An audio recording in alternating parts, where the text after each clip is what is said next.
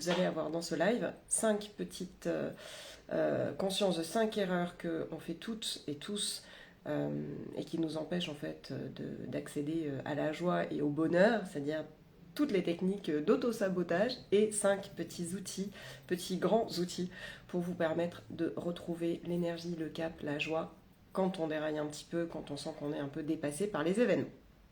Alors, ce live, c'est pas une injonction à la voix, à la voix. Oh, c'était joli ça.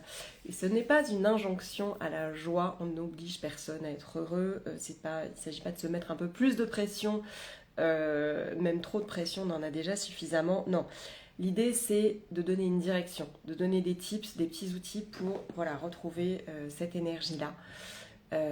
Et donc, en fait, dans le titre, tout est déjà dit, c'est-à-dire que comment rester en yoga en se reconnectant à la joie. Et c'est bien parce que ça marche dans les deux sens. Comment se reconnecter à la joie en faisant du yoga. Et oui, non, mais c'est forcément je prêche pour ma paroisse. Alors, dans ce live, on va comprendre pourquoi on perd pied, pourquoi quand on a l'impression qu'on fait tout bien comme il faut, en fait, on se sent dépassé, on se sent pas bien, on n'est pas à l'aise. Voilà, comment on fait effectivement pour retrouver un petit peu de, retrouver du sens de l'énergie quand on sent qu'on est complètement perdu. On va identifier les 5 erreurs fréquentes d'auto-sabotage.